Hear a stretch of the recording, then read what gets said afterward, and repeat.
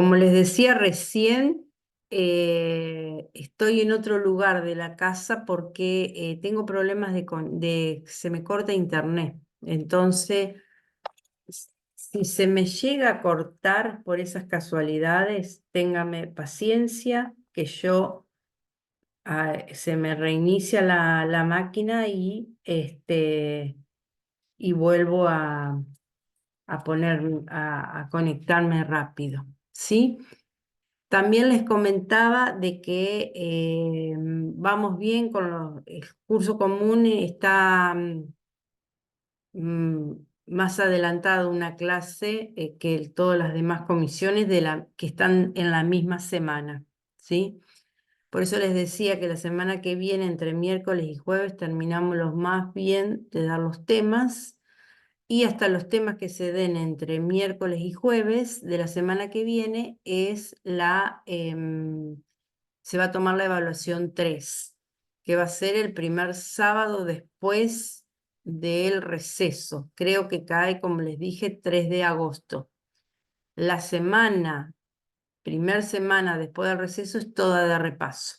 Entonces, les pido que repasen, más que todo si les ha ido bien en la primera y segunda evaluación, cuestión de ya, ¿se acuerdan que al tener ya van acreditando cuatrimestres? ¿Está? O sea que ya lo tienen aprobado a ese cuatrimestre, ¿sí? Si tienen los 3 parciales aprobados con 6 o más de 6, acreditan ya definitivo el primer cuatrimestre. Pueden el segundo cuatrimestre no irles bien y rendir solamente el segundo cuatrimestre. ¿Se acordaban de eso? Sí, sí. Bien, ¿está? Bueno, eso es un cambio que se hizo en el sistema de evaluación este año, más allá de cambio de los contenidos y de toda la historia. Les comento sobre los recuperatorios. Los recuperatorios todavía no hemos puesto fecha, va a ser posterior al 3 de agosto. Yo pienso que van a ser en agosto, ¿sí? Cerquita ahí en agosto.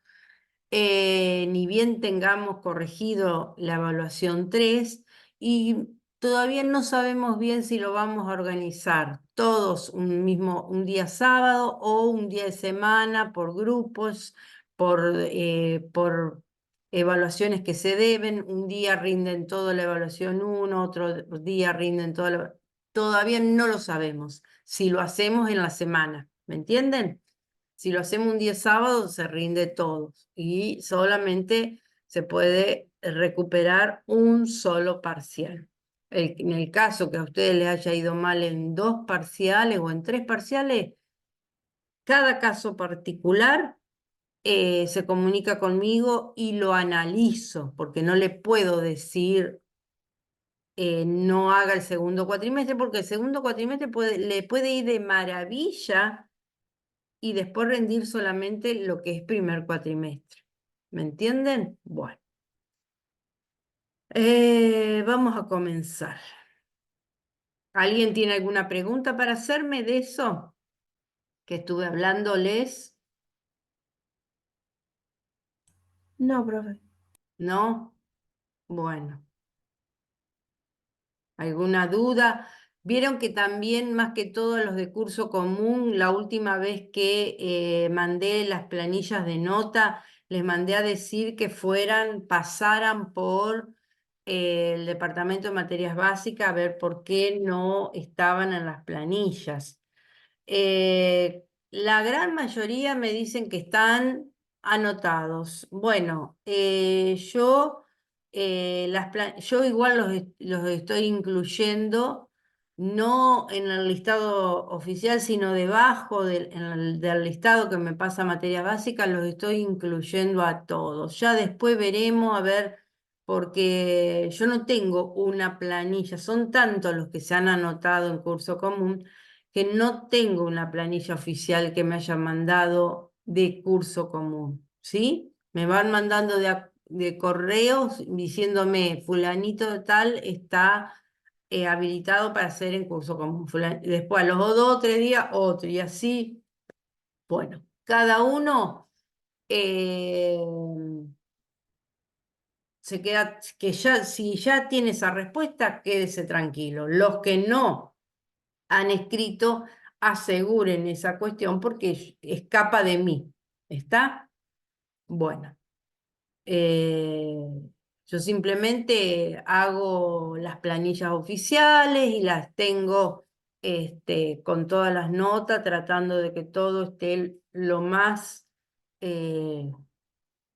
correcta posible. Hay veces que uno, medio con tanta cantidad, medio que a lo mejor mete la pata, pero enseguida ustedes se comunican conmigo y yo salvo el error rápidamente. No es una cosa irreversible. Bueno, vamos a continuar con la unidad de diferenciabilidad, la unidad número 5, la que este año es la unidad número 5, la tercera clase. Ustedes en la primera clase habían trabajado con un ejercicio para analizar la cuestión de que la derivabilidad de un campo escalar no implicaba la continuidad. Entonces, había que definir el concepto de diferenciabilidad. Ese concepto de diferenciabilidad habilita que si un campo es diferenciable en un determinado punto, en un determinado conjunto, es la condición necesaria, afirma que ese campo diferenciable va a ser continuo y derivable, ¿sí? Y la expresión de esa derivada iba a ser el producto escalar del vector gradiente por el versor dirección. Con esa fórmula de derivada direccional para campos escalares, ustedes pueden calcular todas las derivadas parciales y no parciales, o sea que en direcciones no paralelas al eje a los ejes coordenados, van a poder calcular cualquier derivada. ¿Qué interpretación geométrica tenía esa derivada direccional? El resultado de esa derivada direccional de un campo escalar me estaba dando la pendiente de una recta tangente a la superficie en el punto que corresponde sobre la superficie al R sub 0, ¿sí? Tangente a una curva que pasa por ese valor que le corresponde sobre la superficie a un punto R sub 0. Después de trabajar con esa condición necesaria y suficiente, dieron la condición suficiente de diferenciabilidad. ¿Qué tiene que tener el campo escalar para que sea diferenciable? Esa es la pregunta. ¿Cómo tiene que ser ese campo escalar? Desde ya tiene que ser continuo porque la condición necesaria me lo está afirmando. Y las derivadas parciales primeras de ese campo escalar también deben ser continuas. Entonces, si el campo escalar es continuo y tiene sus derivadas parciales de primer orden continuas también, yo puedo decir que el campo escalar es diferenciable. Y muchas veces ese concepto se habla de diferenciabilidad con continuidad, ¿sí? Bueno, después de analizar esa condición suficiente, trabajaron con cuándo el valor, en qué dirección y sentido y cuál es el valor de esa derivada direccional, cuando es máxima, cuando es mínima y cuando es nula. Entonces lo estuvieron trabajando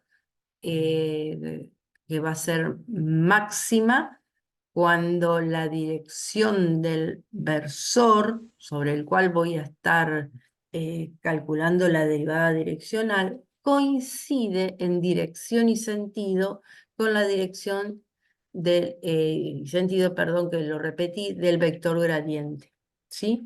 Cuando coincide es en la dirección y sentido del vector gradiente, o sea que los dos, tanto el versor como el vector gradiente, son colineales de igual sentido, forman un ángulo de 0 grados. En ese caso, la derivada direccional es máxima y su valor es el módulo del vector gradiente en el punto. Eso me va a dar un resultado. Es la máxima pendiente que va a tener la recta tangente a la superficie en ese punto, la máxima pendiente. Para otra dirección va a tener menos pendiente, pero la máxima va a ser cuando la dirección y el sentido del vector gradiente coincida con el versor por el cual estoy calculando la derivada. Va a ser mínima cuando ese versor tenga una dirección, la misma dirección, pero sentido contrario, opuesto al vector gradiente. O sea, van a formar esos dos vectores, van a formar un ángulo 180 grados, y el valor de esa derivada direccional mínima va a ser menos el módulo del vector gradiente en el punto. O sea, eso que me va a dar ese resultado me va a dar la mínima pendiente, la menor inclinación que va a tener la recta tangente a la superficie para ese punto R sub 0 sobre la superficie de la imagen, ¿sí? Y va a ser nula cuando el ángulo que formen el versor y el vector gradiente sean de 90 grados. Bueno, también definieron, yo estoy haciendo un recorrido de todo lo que se dio en la unidad, y también por último definieron lo que era el diferencial total. Que el diferencial total es una longitud, es una medida, es un número, es un escalar, que su fórmula es el producto escalar entre el vector gradiente y el diferencial de R, o delta R. Originalmente es delta R, pero ahora vamos a, ustedes como sabrán, hay una pequeña demostración para, con determinados campos escalares, uno puede determinar que ese delta R, para poder hablar de diferencial, tenemos, es el, ¿cómo se llama? El diferencial de R igual al delta R. Bien. ¿Qué le estaba diciendo? Ah, que era una longitud, que era una medida. Y como ustedes sabrán, es la distancia que hay desde un plano horizontal correspondiente a la altura que le corresponde al punto R sub 0 sobre la superficie, y el plano tangente o recta tangente a la curva que sobre la superficie. Esa medida al plano tangente es este diferencial, que a medida que el delta R o el diferencial de R, o sea, los diferenciales de X y de Y, se acercan al punto R sub 0, el delta F y el diferencial de R tienden a coincidir. ¿Se acordaban de todo esto? Que estoy haciendo un repaso. Sí, sí. Bien. Iván, ¿me decís algo? No escuché bien, perdón. No, se activó el micrófono. Ah, perdón, yo creí que me decías algo y que no te había entendido. Bueno, vamos a ver ahora, vamos a hacer la aproximación. Una de las aplicaciones es aproximación de errores por el diferencial total. Ustedes se acordarán que hay algunos ejercicios. Este es uno de los ejercicios más desde el punto de vista matemático, sin ninguna cuestión de aplicación, pero que da pie para ir analizando cómo podemos calcular los errores que se pueden cometer en tomar una medida de un campo escalar en un punto, porque yo en realidad estoy tomando la medida de ese campo escalar para el punto 4,3, pero si yo tengo una variación de un incremento tanto de la variable X como de la variable Y, para tomar que por una cuestión de calibre, de instrumento de medición o de condiciones que hacen que yo no pueda tomarlo exactamente en el punto 4,3, la medida, cuánto mide ese campo escalar,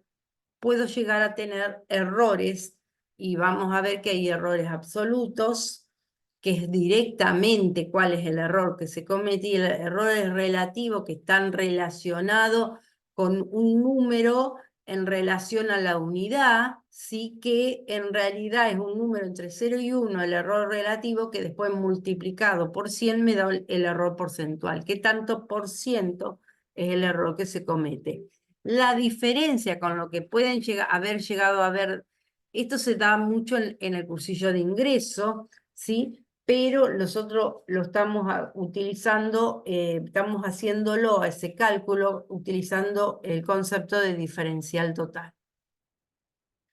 Fíjense, yo tengo este campo escalar. Yo les pediría que ustedes, para poder pasar yo a la próxima diapositiva, tomen un papel y tomen los datos que tiene el problema, o tengan el cuadernillo si lo tienen a mano en el ejercicio número 15. Yo tengo un campo escalar, f de xy, x cuadrado por y menos 3y.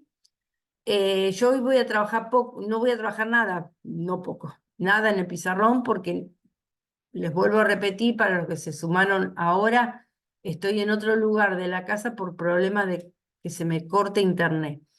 Entonces, preparé, por eso llegué con lo justo como para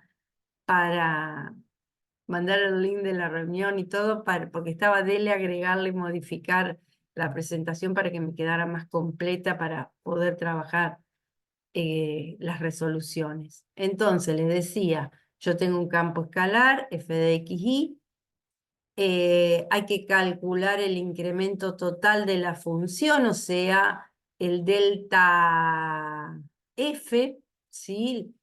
En ese punto 4,3, y con esos dos diferenciales.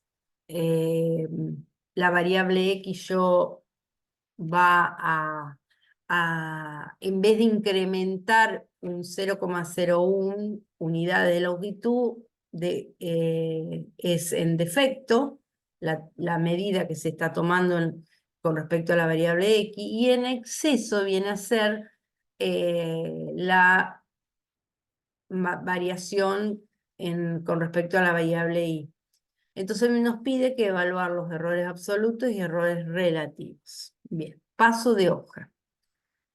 Entonces, para poder calcular el incremento ese total de la función y calcular luego el delta F, sí, que directamente ese delta F viene a ser, lo vamos consideramos como el diferencial de la función, ¿sí? Que en realidad, ¿se acuerdan? Esperen que voy a poner en este ejercicio. Déjenme que voy a poner el lápiz. El delta F, nosotros estamos calculando directamente el diferencial total acá. El incremento total que sufre la función en función a partir del cálculo del diferencial total. Pero si yo tuviera que calcular el delta F y compararlo con el diferencial total, estos dos no son dos números iguales, son aproximadamente iguales. Serían iguales, ¿sí? O sea que yo acá esto lo voy a sacar después, ¿está? Esta igualdad que está puesta acá voy a poner un diferencial. Fíjense cómo esto voy a poner un diferencial y acá voy a poner un diferencial. Yo voy a calcular cuánto es lo que esa variación, ese incremento total a partir del diferencial total que sufre la función, pero no es el delta F, porque ese delta F, ¿se acuerdan cómo se calculaba el delta F?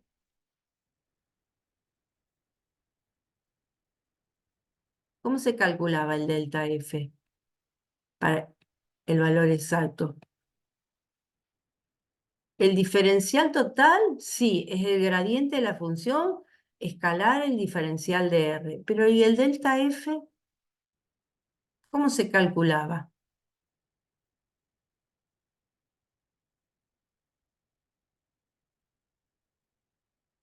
¿Qué es? El delta F es la variación de la función, ¿sí? Es delta F de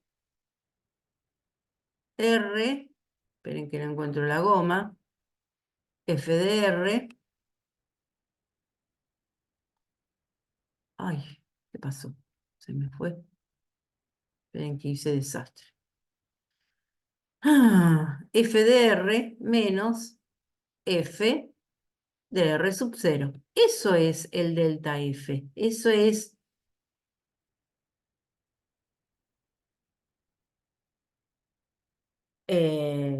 la variación que sufre la función entre el punto 4,3 y el punto incrementado. Acá no se está pidiendo, acá lo único que se está pidiendo es calcular los errores que se cometen, el error porcentual, el error absoluto y el error relativo que se comete al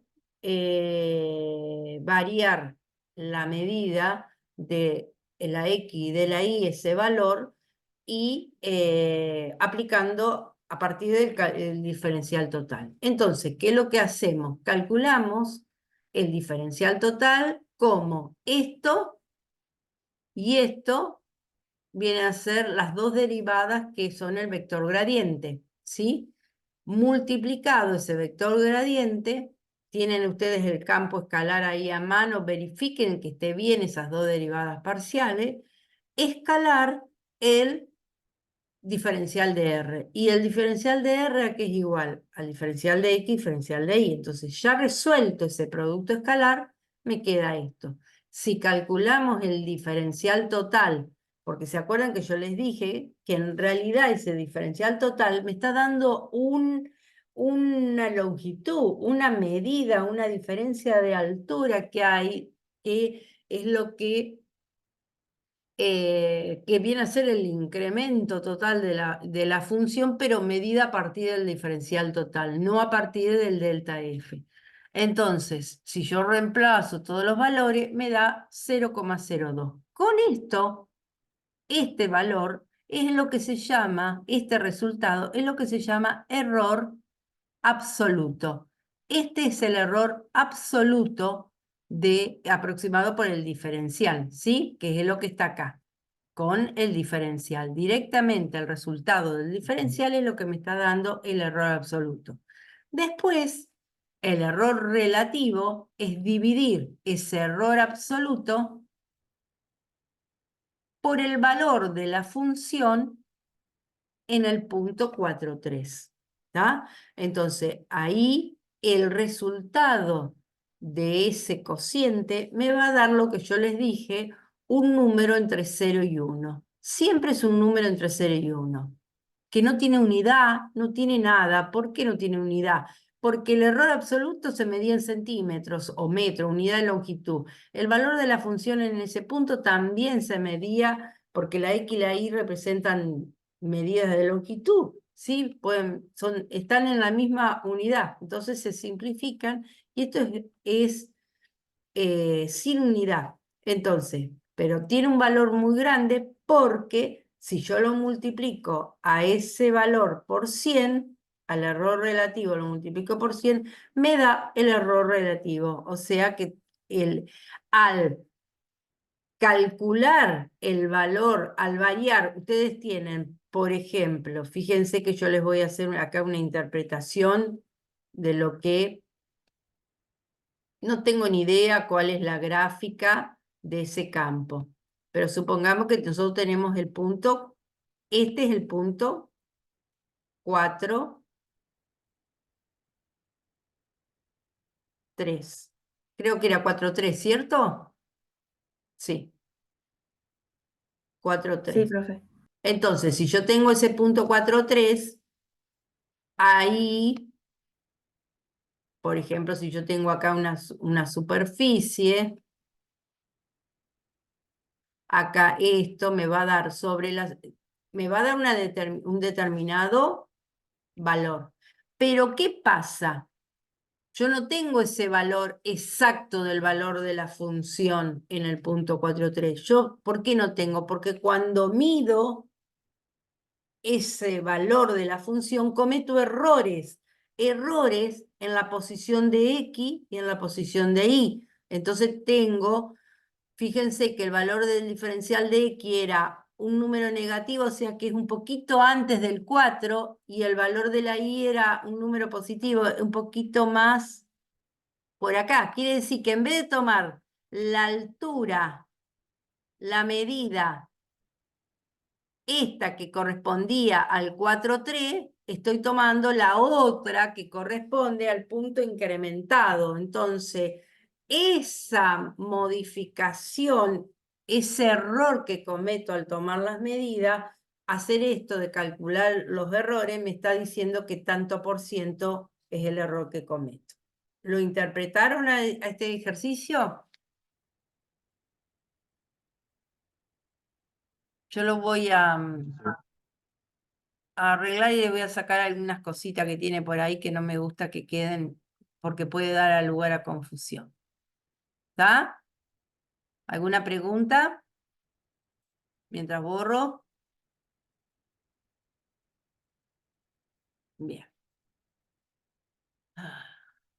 ¿Cómo me gustaría que me preguntaran, que hablaran, que dijeran no entiendo? Esperen. Ahí está. Vamos a hacer otro ejercicio. Agarren un cuaderno, agarren un papel, a ver si nos acordamos. Estos son ejercicios que ya estaban muy parecidos en el cuadernillo que hemos tomado en exámenes. A ver, antes de que yo les muestre la resolución, traten de hacer algún bosquejo como para empezar. Dice, ¿qué error puede esperarse en el cálculo del volumen? No pide acá un error absoluto, un error relativo, un error porcentual. Pero la mejor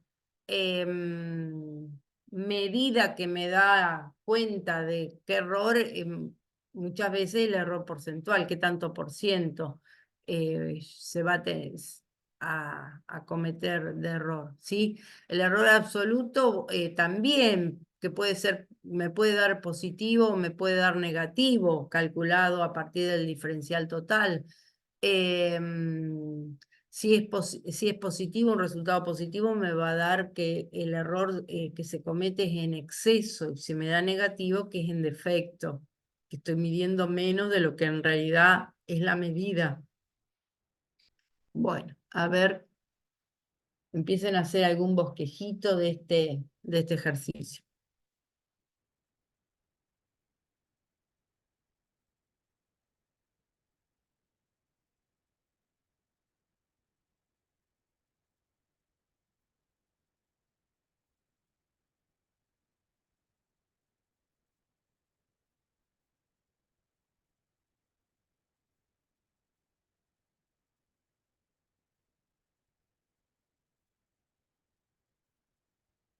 Tengo un paralelepípedo cuya base es cuadrada, ¿sí? Es un cuadrado de 10 centímetros al lado. Acuérdense de lo que es un paralelepípedo, es una caja, ¿sí? Una caja que tiene una base cuadrada, tiene una altura de 20 centímetros, lado de 10 centímetros y, si las medidas son correctas, hasta 0,1 centímetros. Quiere decir que ahí yo voy a tener que primero escribir cuál es la fórmula del volumen de ese paralelepípedo, ¿sí? Yo voy a tener un paralelepípedo de base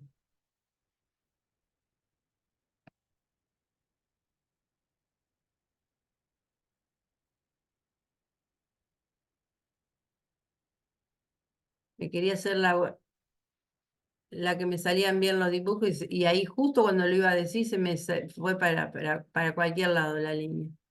Ah, como en esta. Ah, bien.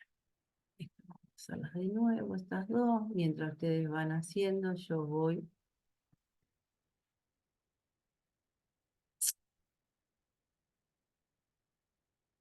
Bueno, es el paralelepípedo. Voy a tener que la fórmula del volumen, si tengo, lo llamo, no me acuerdo cómo está llamado. Ustedes pueden creer. Ay, no me doy cuenta, no me acuerdo cuánto está llamado en la resolución los lados, pero supongamos que lo llamamos A. Si es cuadrado, esto va a ser A.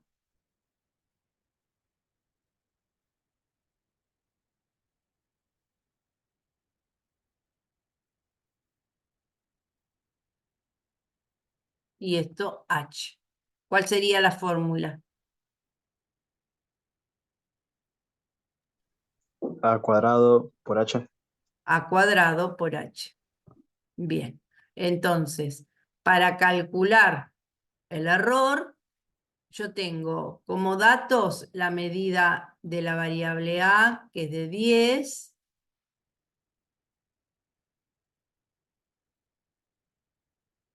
Su diferencial de A, porque me lo está diciendo como dato, es 0,1. Ahí está. Y H es 20 centímetros y el diferencial de H también es 0,1 centímetros. Ven que todas las medidas están. Entonces, vamos a calcular, para poder calcular uno de los errores, el diferencial. Entonces, para calcular el diferencial tenemos que calcular el gradiente, calcular las derivadas parciales de este campo escalar. ¿En qué punto serían las derivadas parciales?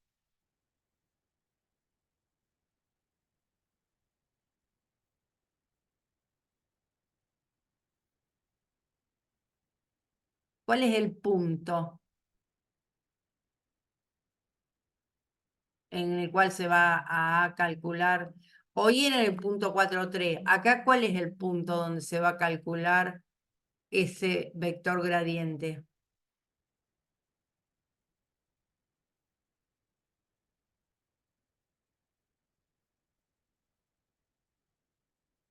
Vamos.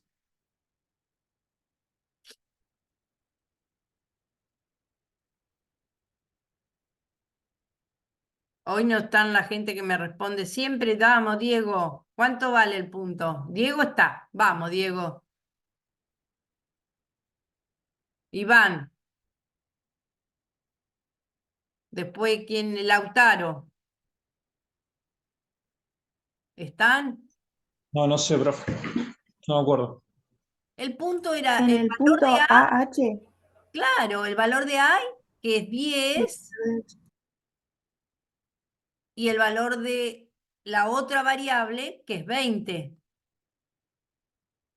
Ese es el valor del punto, ¿sí? Ese es el valor del punto, las medidas exactas de las dos variables, que en vez de llamarla X e Y, yo las llamé A y H. Y los dos diferenciales que voy a tener para trabajar, los dos van a valer 0,1. Entonces yo voy a calcular el gradiente de ese campo escalar en el punto, para calcular el diferencial total, les estoy diciendo. 10, 20.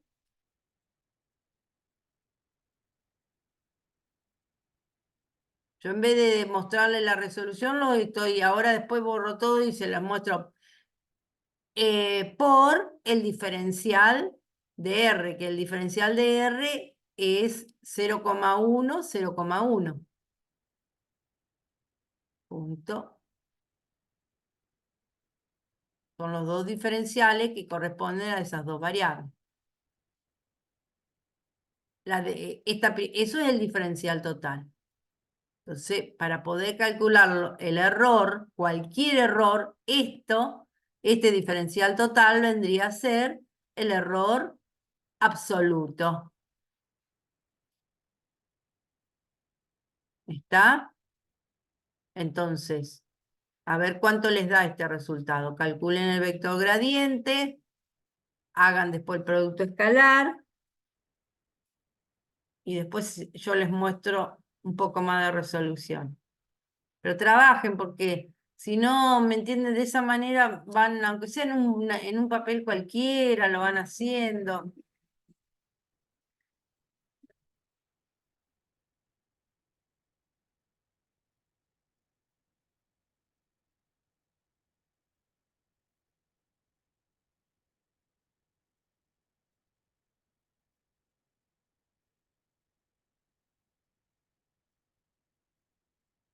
El gradiente, la derivada de B con respecto a A, ¿cuánto les da?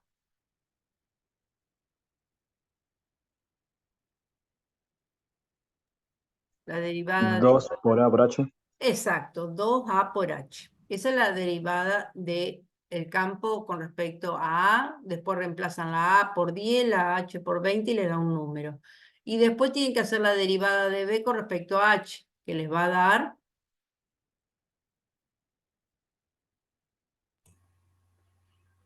A cuadrado. A A cuadrado. cuadrado. A cuadrado. Bien. Entonces, esperen que voy a ver si borro algo. 50 puede ser que dé, profe. Ahora vemos, no lo recuerdo para nada, ya lo vemos. Estoy borrando porque si no me aparece arriba de todo esto y no me va a dejar chequear los números. Veamos. Esperen que esto que salga. Ahí está. Uy, se me fue. Ahí está. 50, muy bien, 50. Fíjense que acá está calculado el error absoluto nada más. Entonces, fíjense que en vez de llamarlo A y H, lado L cuadrado por H. Es lo mismo, ¿me entienden? El nombre, entonces, el diferencial de volumen o el diferencial de F, no sé si le puse bien diferencial de volumen, le había puesto lo que escribí, no me acuerdo. Diferencial de B, el gradiente de B por el diferencial de R. Entonces, las dos derivadas multiplicado por los dos diferenciales están, bueno, está hecho con, simbólicamente, pero esto no es necesario hacerlo tan largo. Después para el punto 10, 20 y para los dos diferenciales 0,1 y 0,1 me da 50 centímetros cúbicos. Si yo quisiera calcular el error porcentual, yo tendría que calcular el error relativo, que sería ese diferencial de volumen sobre el volumen para el punto 10, 20.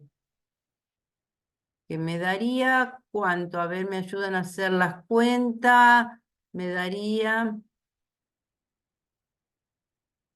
este da 50. Fíjense que este da 50 centímetros. 0,025. Ah, pero ya me estás dando el resultado. 2,5%. El Claro. del error relativo. Espérate. Espérate que estoy transpirando acá. No, acá el volumen me falta. Este volumen sería 10 por 10, 100. 100 por 2, 200, con otro cero más, 2000 me daría. Esto me daría 2000 centímetros cúbicos. Porque les quería mostrar la cuestión de esta de las unidades. Esto me queda también centímetros cúbicos. Esto se va con esto. ¿Y este resultado cuánto dio? ¿Cuánto daba? 0,025. 0,25. Uy, se me fue. Esperen que se me fue el lapicito. Ahí está. 0,25. Bueno, entonces, de esta manera, este número, como les digo yo, no dice absolutamente nada. El error porcentual me quedaría de, si lo multiplico, de 2,5. ¿Está? Hay un 2,5% de error que se comete al tomar las medidas en forma imprecisa y no tomar 10 y 20, sino tomar 10,1 y 20,1. ¿Me entienden? Hay un 2,5% de error que se comete al calcular el volumen. Eso es lo que significa estos números.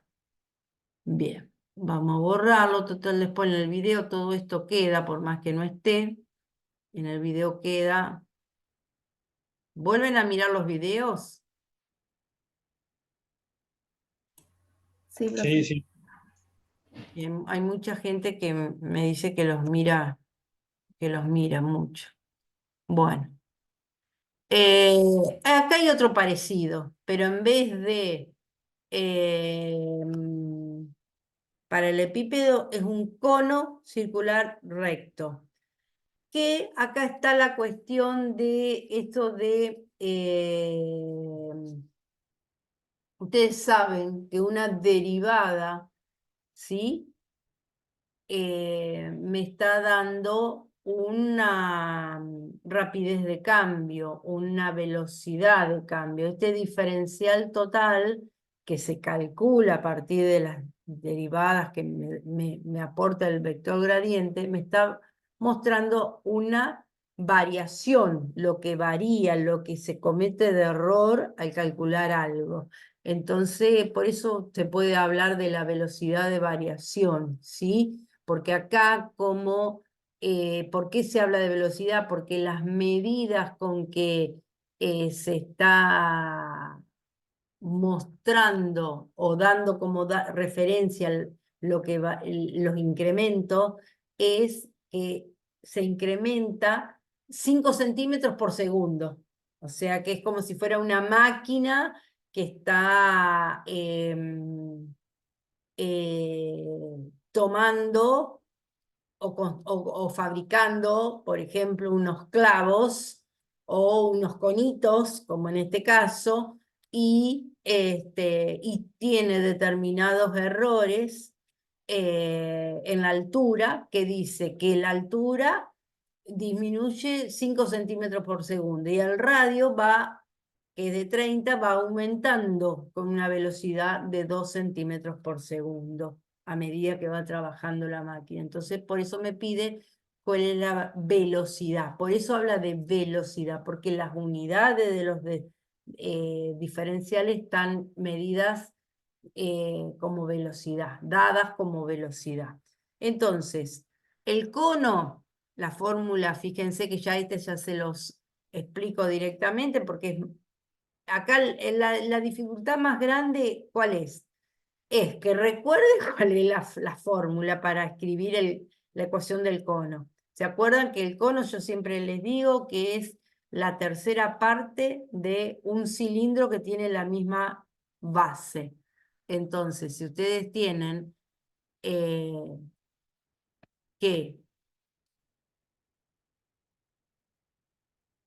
este es un cilindro, un cono digo, un cono circular recto. Bueno, ese cono va a tener, el volumen de ese cono va a ser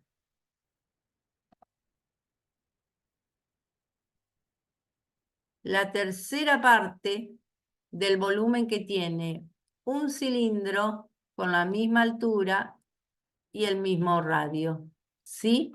Son 3 conos entran dentro de ese cilindro que tiene la misma, por eso sobre 3, ¿está? Y saben que un círculo, el área de un círculo es pi por radio al cuadrado, por altura, Eso sería el volumen de un cilindro. Dividido 3, el volumen del cono. Bueno, entonces, las dos variables del campo escalar son R y H. Como a mí me está diciendo que la altura es de 60 y el radio es de 30, ese va a ser el punto en el cual yo voy a tener que calcular mi vector gradiente, ¿sí? Para ese valor, para ese punto. O sea, para el punto 60,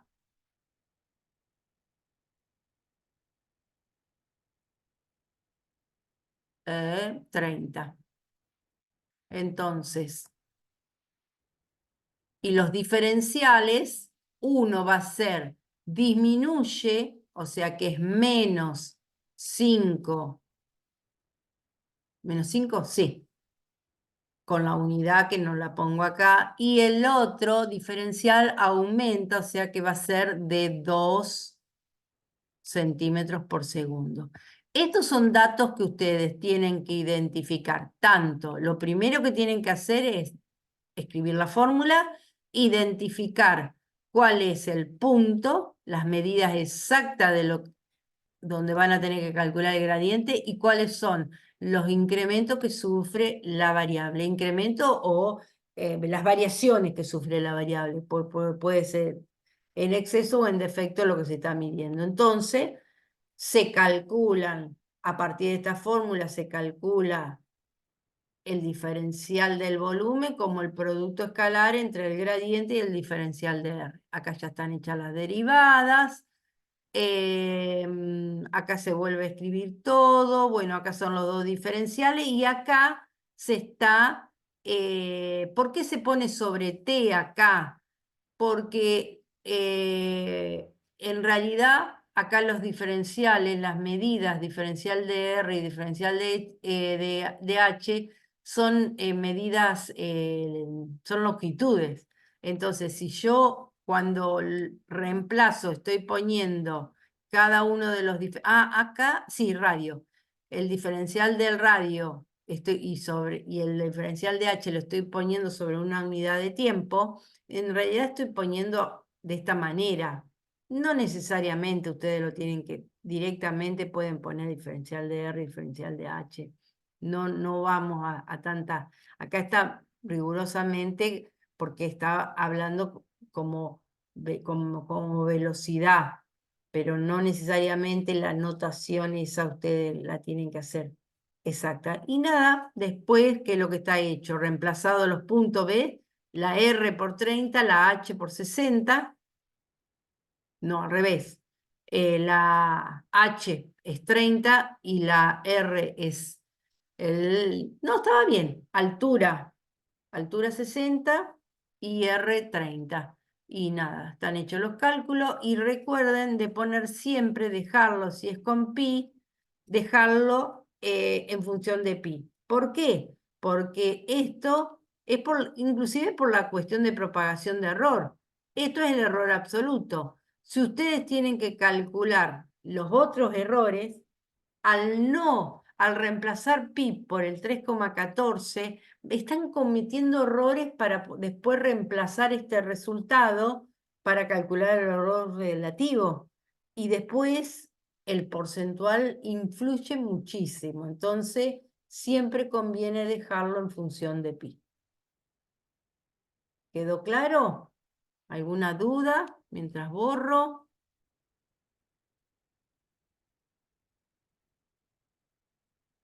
No, profe. Bien.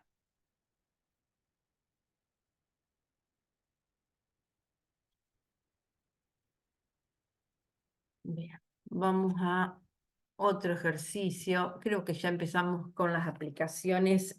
Esos son los ejercicios que hicimos, 3 ejercicios de propagación de error. Vamos ahora a algo que es muy fácil, la regla de la cadena, es la regla de la derivada de funciones compuestas, y hay una pequeña demostración que es la composición de una función vectorial con un campo escalar. Entonces, para hacer esta demostración, tenemos que tener, para poder siempre, para hacer para mostrar algo, tenemos que primero señalar cuáles son los elementos que necesito para hacer esa demostración. Yo necesito un campo escalar que tenga un determinado dominio en Rn, o sea que no hay, el dibujo está particularizado para un campo escalar, pero puede ser en líneas generales para cualquier campo escalar. Una función vectorial con conjunto imagen en SRN, esa es la condición para hacer la composición de dos funciones, ¿sí? Que el conjunto imagen de la primera función coincida con el conjunto dominio de la segunda función. Entonces, ahora vamos a ver que al hacer la composición entre una función vectorial con un campo escalar, se obtiene una función escalar g de t, que se escribe como composición del campo escalar con la función escalar de esta manera, con la función vectorial de esta manera. Fíjense que acá está, entonces suponiendo este campo escalar que está diferenciable, tengo que mostrar que la composición entre una función vectorial y un campo escalar me da una función escalar, que va a ser derivable en un punto, y que esa derivada es igual al producto entre el vector gradiente del vector gradiente del campo escalar desde ya, por la derivada de la función vectorial. Entonces, la demostración es muy simple.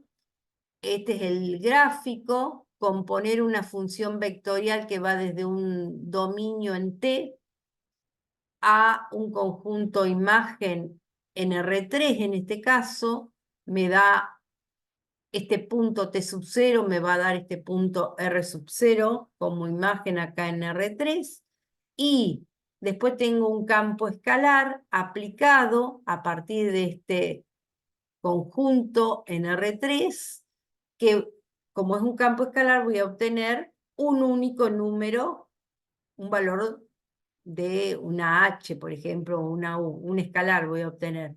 Entonces, la composición de esta función vectorial con este campo escalar me da como primer conjunto un conjunto en R y un último conjunto también en R. O sea que para este T sub 0 le corresponde este G de T sub 0 en el último conjunto. Como voy de R en R, quiere decir que la composición de una función escalar, de una función vectorial con un campo escalar, me da una función escalar. Ahora lo que tengo que mostrar es que la derivada de esa función escalar es igual al producto escalar entre el vector gradiente del campo escalar y la derivada de la función vectorial. Entonces, yo tengo que esa función la escribo como esta función compuesta. Yo tengo que buscar esta derivada, entonces escribo esa derivada como un límite de un cociente incremental. El límite g' de t va a ser igual al límite cuando delta t tiende a 0 de g de t menos g de t sub 0 sobre delta t, o sea, el delta g sobre el delta t. G de t es f r de t, g de t sub 0 es f de r t sub 0. O escrito más simple, f de r menos f de r sub 0. Como el campo escalar es diferenciable por una condición que está dada, este f de r menos f de r sub 0 es el delta f. Ese delta f, al ser para todo campo diferenciable, es igual a la expresión b o gradiente de f por delta r más epsilon para un módulo de delta r. ¿Sí? Entonces, reemplazando, en vez de poner f de r menos f de r sub 0, voy a poner la igualdad al ser f diferenciable. Si distribuyo el delta t para cada uno de los términos que tengo arriba y el límite también, me va a quedar que este gradiente de f no depende de t, por lo tanto es una constante, sale afuera del límite y me va a quedar el límite del cociente delta r sobre delta t en el primer miembro. Y en el segundo miembro también pasa exactamente lo mismo. El épsilon no depende del tiempo, es una función infinitesimal y me va a quedar el límite del módulo de delta r sobre delta t. Ahora sabemos por definición de límite de una o de derivada de una función vectorial que el límite de delta r sobre delta t cuando delta t tiende a 0 es r' sub 0 y que este otro límite es el módulo de r' sub 0, que como el campo escalar es infinitesimal,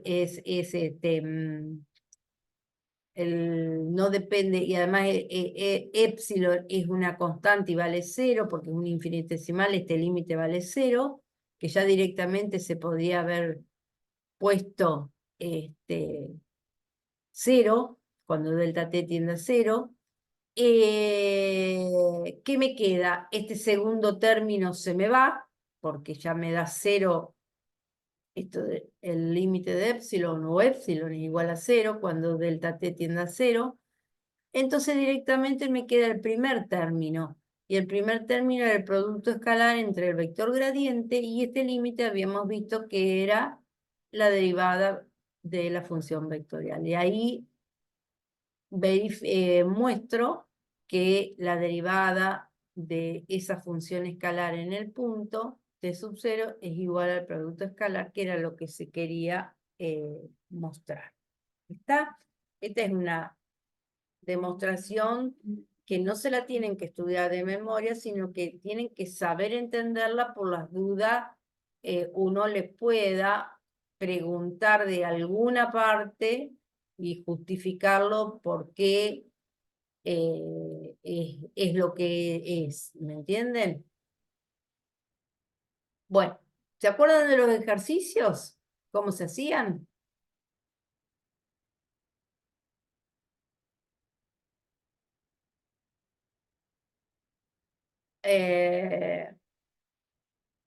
Puedo aplicar directamente esa fórmula o puedo hacer la regla práctica que ahora la vamos a repasar. ¿Se acuerdan que era como un diagramita con unos circulitos que para ir escribiendo la fórmula para cuando yo tengo que hacer la composición entre funciones que no son las que está la fórmula? En este caso, como se pide hacer la composición entre un campo escalar z y una función vectorial r de t, está aplicada la definición, ¿sí? Entonces, ¿qué es lo que está hecho? Tengo mi campo escalar, tengo mi función vectorial, calculo para calcular la derivada de z con respecto a t, calculo las derivadas parciales de z con respecto a x, con respecto a y las dos derivadas de x y de y. Si ustedes se acuerdan, esto se podía pensar, para que si no se acuerdan la definición, ustedes tienen z, depende de quién, de x y de y.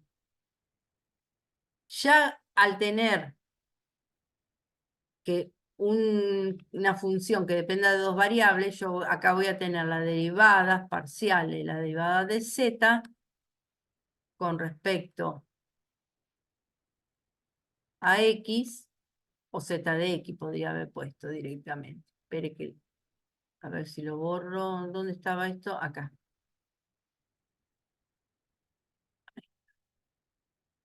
Esto sería un z de x. Y acá sería un z de y. Y después tengo, eso sería el campo escalar, pero después tengo que para la función vectorial, esta primer componente es una x, es la x que depende de t.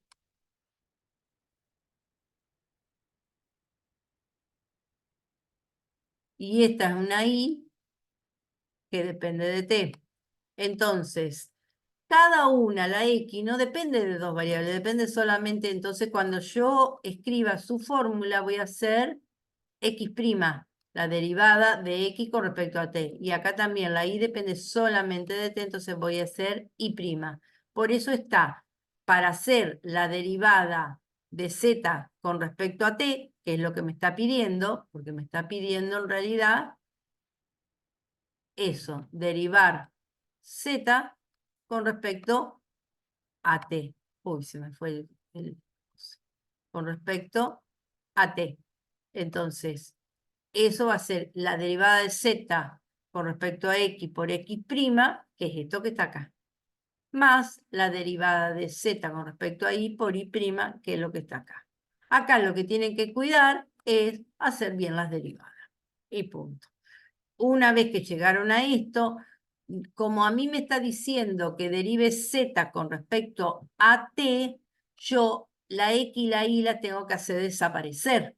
Por lo tanto, tengo que reemplazar la x, la y, por lo que corresponde acá en la función vectorial. Por eso acá, ya en vez de x está coseno de t, en vez de y está t cuadrado, entonces el resultado que me está pidiendo de derivada queda en función de t, porque me está diciendo que derive con respecto a la función escalar final que resulta de haber hecho la composición entre una función vectorial con un campo escalar. ¿Está? ¿Lo recordaban a esto? ¿Lo recuerdan? Sí, sí. Sí, profe. Bien. Ahora Va. sí. Bien. Y acá hay otro más, que creo que puse otro más, para recordarlo directamente con la regla, pero todos se pueden hacer con la regla en vez de acordarse, ¿ven? Es similar a este, con otra función, para el mismo dibujito. ¿Está? En vez de haberlo puesto con la anotación del Leibniz, yo lo puse con la anotación simplificada z de x, z'.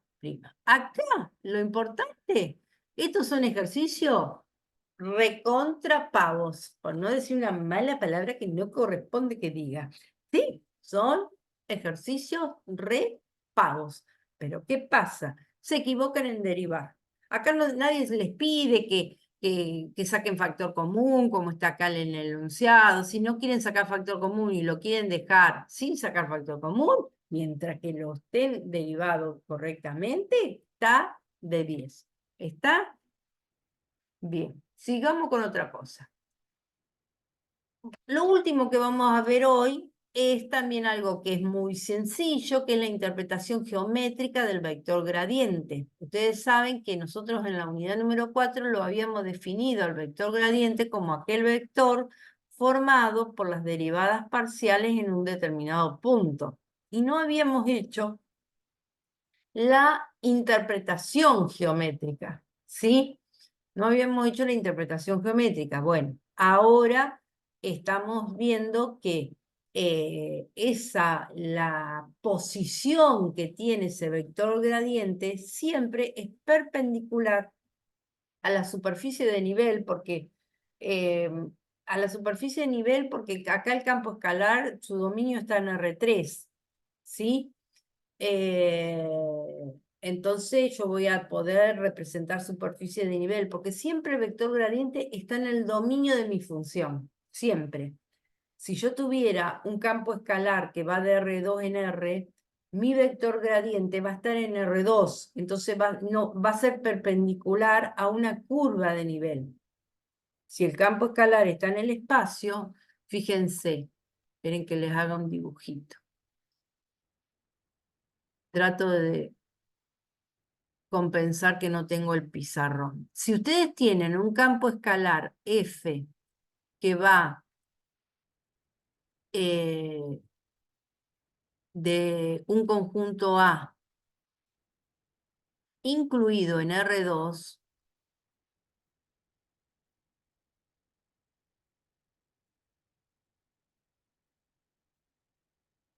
a un conjunto B incluido en R, La representación gráfica de eso va a estar en R3. O sea, puede llegar a darnos el archiconocido, superficie fácil de un paraboloide, por ejemplo. ¿Está? Entonces, el vector gradiente siempre va a estar en el punto, en este punto R sub 0, pertenece al conjunto, es un punto interior del conjunto dominio. O sea, el R sub 0 va a estar acá en R2. Este R sub 0 está en R2. Por lo tanto, yo tengo que, perpendicular a quién va a ser. Ustedes saben que ustedes pueden, sobre este plano, pueden trazar planos z igual a 0, pueden obtener intersecciones que las pasan acá y les quedan curvas de nivel. Esto es una curva de nivel. Entonces, yo tengo que mi vector gradiente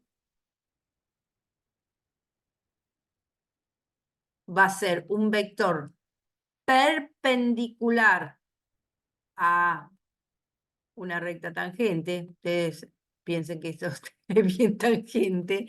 Una recta tangente a esa curva de nivel en ese punto de R sub 0. Esta es la interpretación geométrica del vector gradiente para un campo escalar que va de R2 en R. Si mi campo escalar va de R3 en R, lo que yo puedo trabajar son superficies de nivel. ¿Sí? Para este caso, lo voy a hacer acá arriba y voy a decir que es este caso, yo voy a tener, fíjense que voy a dibujar el mismo paraboloide, pero esto es una superficie de nivel de ese campo que está en R3. El punto R sub 0 va a estar en R3, o sea que va a ser un punto, acá va a estar R sub 0. Y me va el vector gradiente que yo dibuje, que yo calcule, va a ser un vector que va a ser perpendicular a esa superficie, perpendicular a un plano tangente que yo trace tangente a la superficie por este punto, va a ser un punto, y la dirección y sentido va a ser para va a coincidir con la de máxima variación, ¿sí? Apunta a la dirección y sentido de máxima variación del campo. En este caso, yo voy a tener que, a medida que me vaya, fíjense, ¿por qué lo hice hacia afuera en ambos casos? ¿Sí? Porque a medida que yo tengo valores, mi campo escalar va a ir creciendo, ¿sí? Para valores hacia afuera, se va a ir ensanchando para valores hacia afuera y va a ir disminuyendo hacia adentro. Entonces, lo mismo que acá, las curvas de nivel, a medida que yo me vaya más arriba, van a ser más grandes, o sea que va a ser mayor el valor de mi campo escalar. Por lo tanto, apunta hacia afuera. Esta es la interpretación geométrica de ambos vectores gradientes, ya sea si yo tengo un campo cuyo dominio está en R3 o un campo cuyo dominio está en R2. Bien.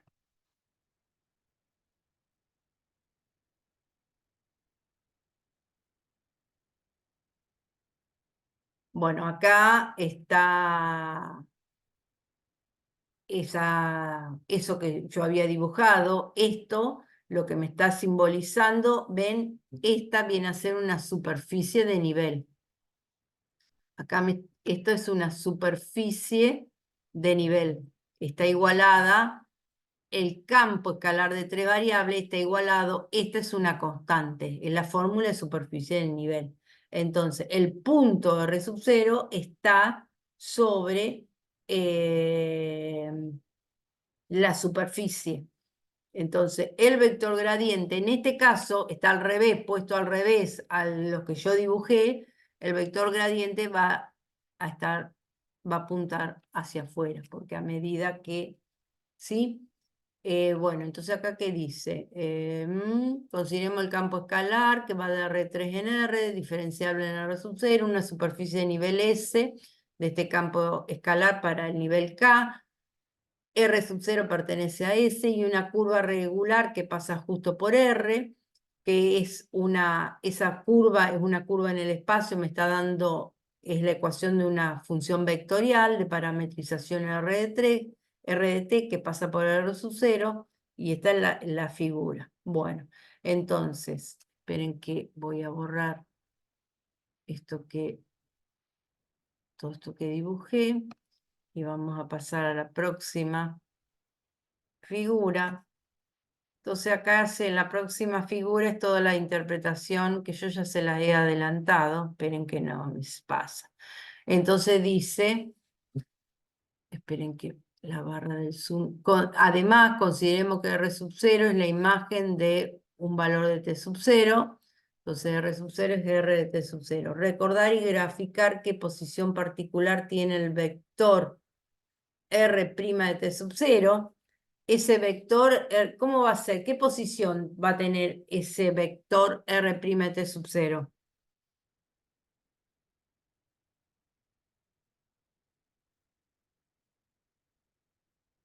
Tangente la curva. Exactamente. Acá, este punto R sub 0, muy bien. Yo acá voy a tener un intervalo donde voy a tener mi T sub 0 para este valor a través de una función vectorial R de t, esta,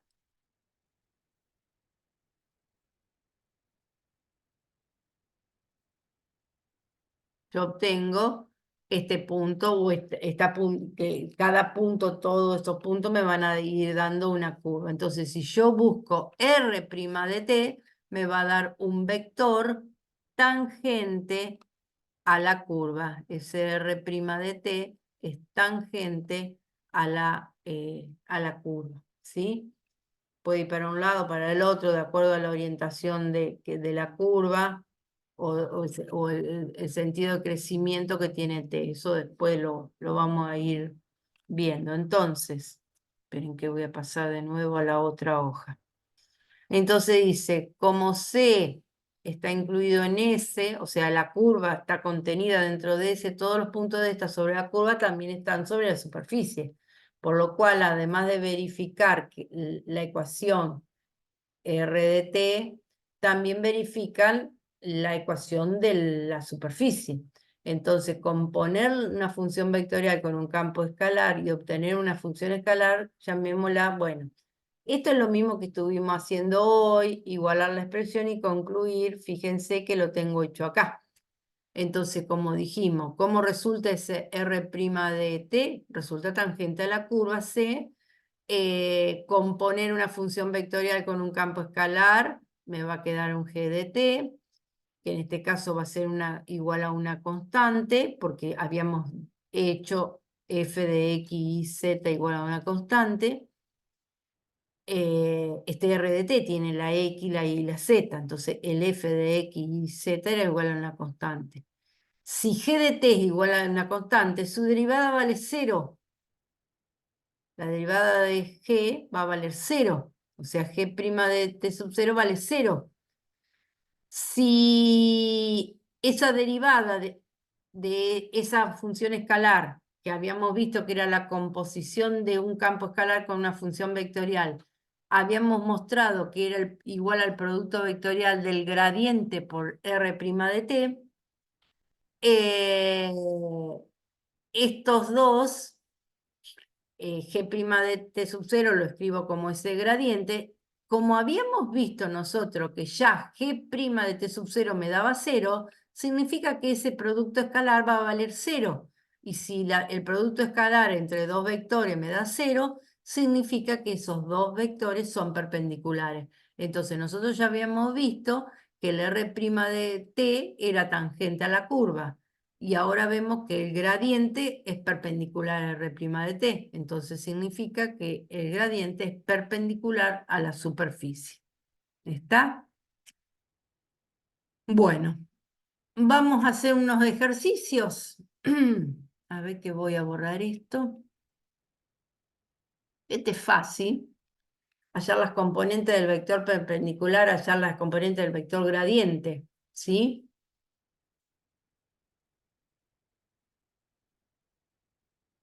Es muy fácil, ya lo hemos hecho. Lo vamos a hacer rapidito a este porque me interesa más el otro ejercicio que es nuevo. Este ya es un ejercicio tipo viejo. Esperen que no... Ahí me apareció. Calcular el gradiente de esta superficie. Las superficies siempre las tenemos que pasar a forma implícita, cuestión de por las dudas haya alguna variable X o Y o Z del otro lado, siempre. Acá no afecta porque tienen una constante. Entonces derivo 2X, 2Y, 2Z son las derivadas parciales. Después las reemplazo en el punto P, en el 1, 1, 3, me da el vector 2, 2, 6. Ese es el vector gradiente. ¿Está? Y fíjense que yo en GeoGebra, ¿qué es lo que hice? Grafiqué la superficie, la esfera de, de raíz de 11, grafiqué el punto 1, 1, 3, y después, para graficar esto, para graficar este vector, grafiqué el vector el 2, 2, 6, y a partir del punto P, a partir del punto, sí, bien digo, P. Y fíjense que me dio perfectamente perpendicular a la superficie, al punto A. Simplemente se los hago para una cuestión de verificar o interpretar geométricamente ese resultado.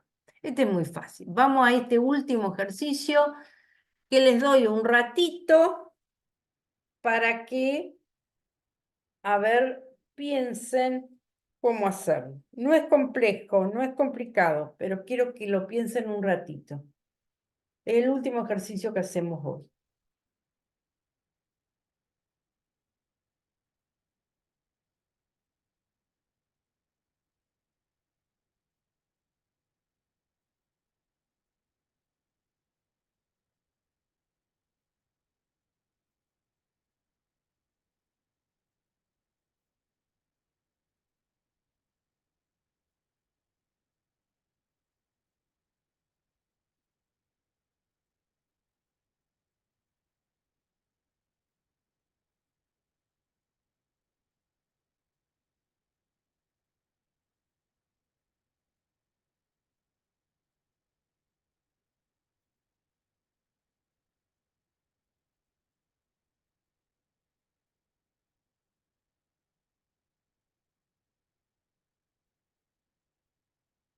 Dice determinar para qué puntos de esa superficie el vector perpendicular a la superficie, o sea, el vector gradiente, en dichos puntos o puntos resulta paralelo a otro vector. ¿Está? Entonces,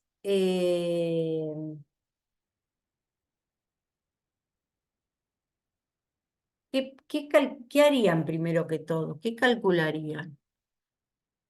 Ustedes tienen una determinada superficie, a ver, una determinada, qué sé yo, superficie.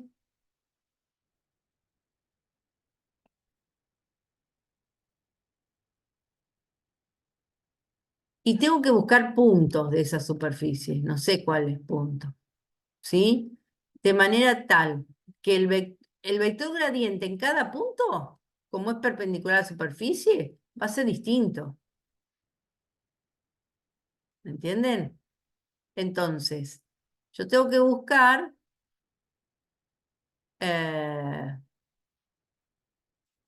aquellos puntos donde el vector gradiente ese vector gradiente sea paralelo a otro vector que me está indicando, paralelo a otro vector. A ver, un vector, esperen que voy a cambiar de color, si me llevara el apunte esto. Lápiz, y esto acá. Un vector, supongamos que sea este, o sea que yo tengo que calcular todos los puntos, que vos lo que hice, todos los puntos que tengan, todos los puntos donde el vector gradiente sea paralelo a este vector A.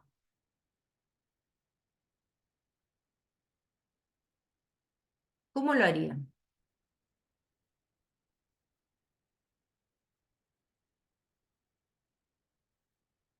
Guarda que esto es un ejercicio de parcial. Es muy fácil, ¿eh? Es muy fácil. Pero implica que es pocos cálculos, no hay mucha cantidad de cálculos.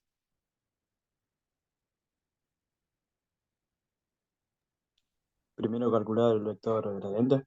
Primero calcular el vector gradiente. ¿Y ese vector gradiente cómo va a ser?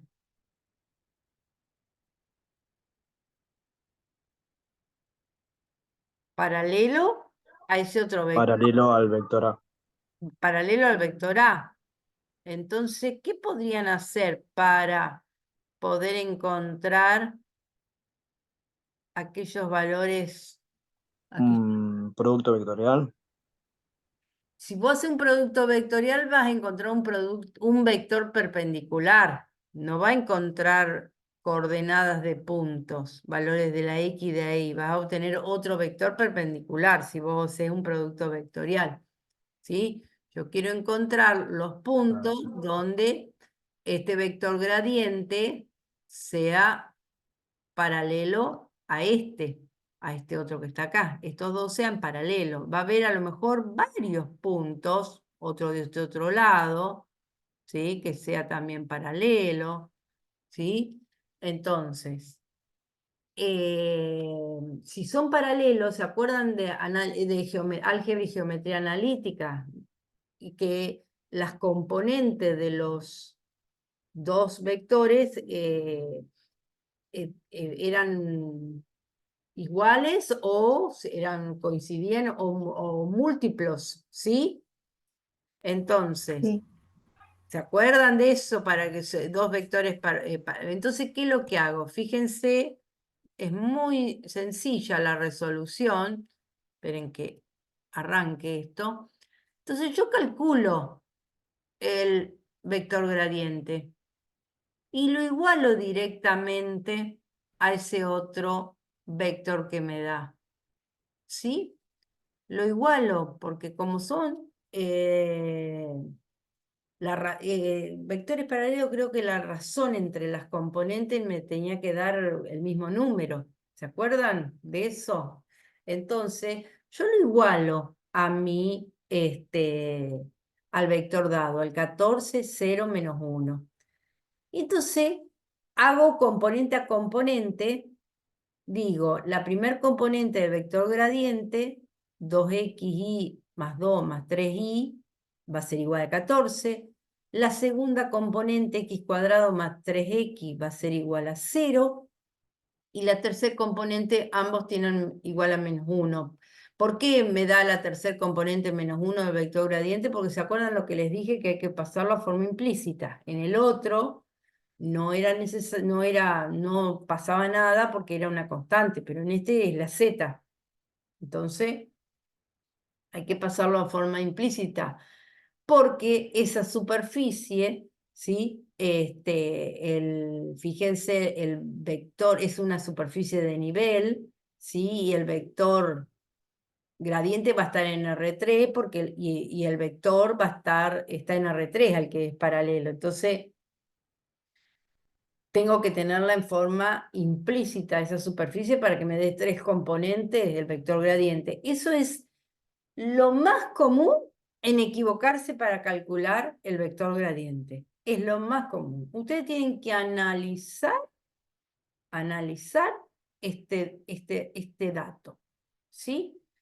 Ahí dice un vector perpendicular a la superficie, o sea que estoy hablando de una superficie de nivel, el vector gradiente va a estar ahí arriba, en R3, por lo tanto, yo tengo que obtener 3 componentes ese vector gradiente, entonces al pasar la z restando, me queda la derivada con respecto a z menos 1, igual a menos 1.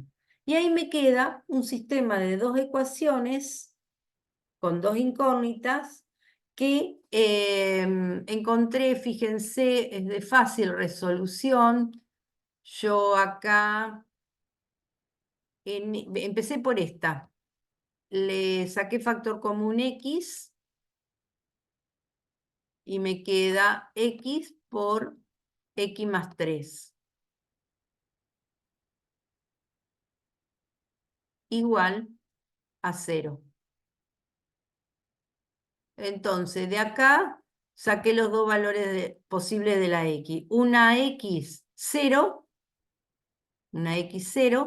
y otra x de acá, de este otro igualado a 0, me queda la x igual a menos 3. Entonces después vine acá, en esta otra, y dije, bueno, fíjense, pasé el 2 restando, y entre este término y este término, saqué factor común, la y. Y me queda 2x,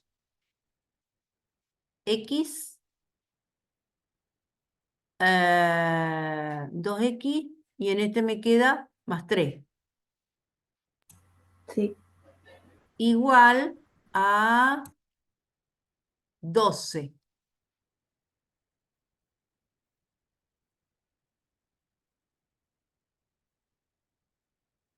Entonces, ¿qué es lo que hice primero? Si yo primero reemplacé por la x por 0, porque ya la tenía. Si reemplazo la x por 0, me queda 3y igual a 12. Pasé el 3 dividiendo y me queda, cuando la x vale 0, la y le corresponde el 4, que es este que está acá. O sea, me dio el punto 0,4. Fíjense que yo les había dicho, ve que los dibujé como simétricamente a los 0,4. Y el otro, cuando la x valía, ¿cuánto? Menos 3. 2 por menos 3 me queda menos 6, más 3, menos 3.